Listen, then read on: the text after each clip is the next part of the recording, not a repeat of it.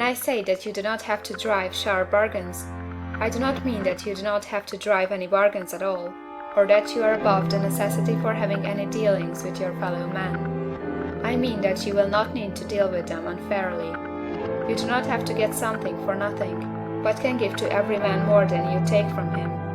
You cannot give every man more in cash market value than you take from him, but you can give him more in use value than the cash value of the thing you take from him. The paper, ink, and other material in this book may not be worth the money you pay for it, but if the ideas suggested in it bring you thousands of dollars, you have not been wronged by those who sold it to you. They have given you a great use value for a small cash value. Let us suppose that I own a picture by one of the greatest artists, which, in any civilized community, is worth thousands of dollars. I take it to Baffin Bay, and by salesmanship induce an Eskimo to give a bundle of furs worth 500 for it. I have really wronged him, for he has no use for the picture. It has no use value to him. It will not add to his life. But suppose I give him a gun, worth $50 for his furs. Then he has made a good bargain. He has use for the gun. It will get him many more furs and much food. It will add to his life in every day. It will make him rich.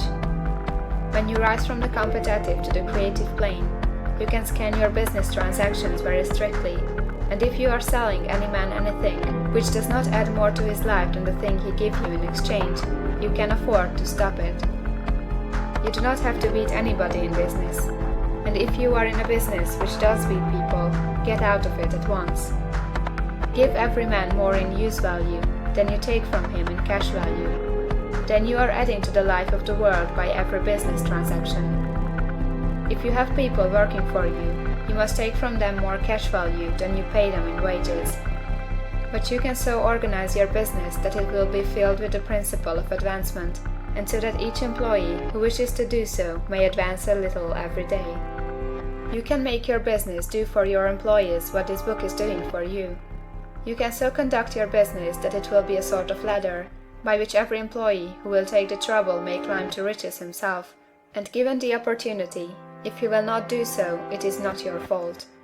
And finally, because you are to cause the creation of your riches from formless substance which permeates all your environment, it does not follow that they are to take shape from the atmosphere and come into being before your eyes. If you want a sewing machine, for instance, I do not mean to tell you that you are to impress the thought of a sewing machine on thinking substance until the machine is formed without hands, in the room where you sit or elsewhere. But if you want a sewing machine, hold the mental image of it with the most positive certainty that it is being made, or is on its way to you. After once forming the thought, have the most absolute and unquestioning faith that the sewing machine is coming. Never think of it or speak of it in any other way than as being sure to arrive. Claim it as already yours.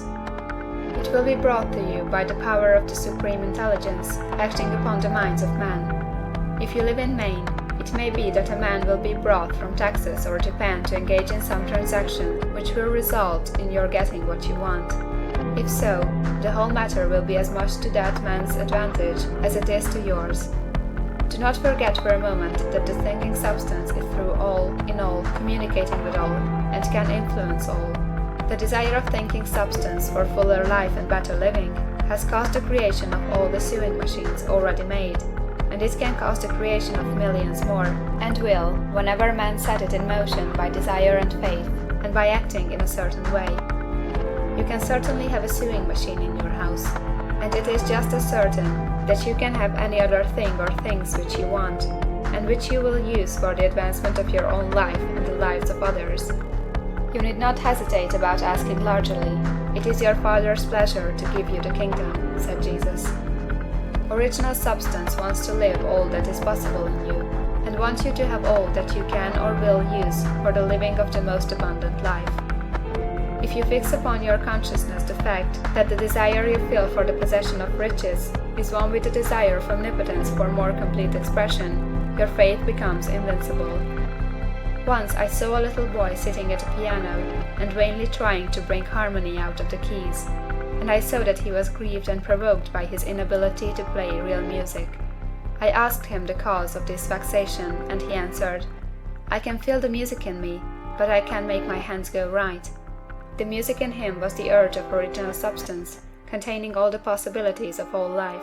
All that there is of music was seeking expression through the child. God, the one substance, is trying to live and do and enjoy things through humanity.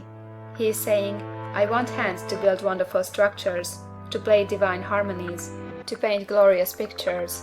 I want feet to run my errands, eyes to see my beauties, tongues to tell mighty truths, and to sing marvelous songs, and so on. All that there is of possibility is seeking expression through man. God wants those who can play music to have pianos and every other instrument, and to have the means to cultivate their talents to the fullest extent.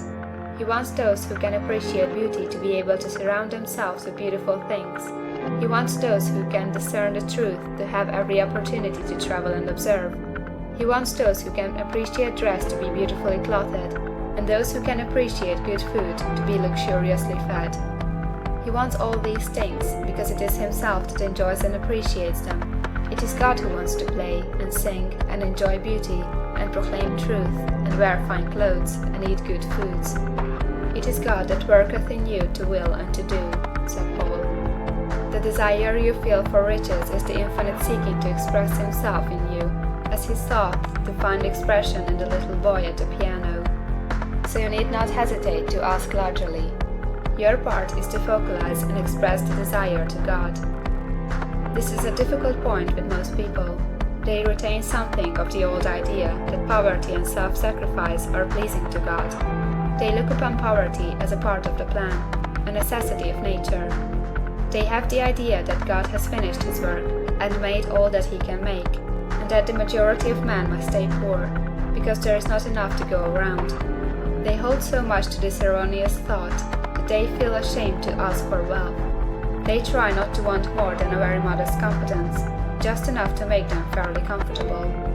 I recall now a case of one student who was told that he must get in mind a clear picture of the things he desired, so that the creative thought of them might be impressed on formless substance.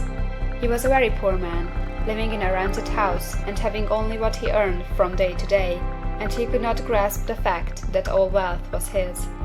So, after thinking the matter over, he decided that he might reasonably ask for a new rug on the floor of his best room and an anthracite coal stove to heat the house during the cold winter. Following the instructions given in this book, he obtained these things in a few months, and then it dawned upon him that he had not asked enough. He went through the house in which he lived, and planned all the improvements he would like to make in it. He mentally added a bay window here, a room there, until it was complete in his mind as his ideal home, and then he planned its furnishings. Holding the whole picture in his mind, he began living in the certain way, and moving toward what he wanted, and he owns the house now, and is rebuilding it after the form of his mental image, and now, with still larger faith, he is going on to get greater things. It has been unto him according to his faith, and it is so with you and with all of us.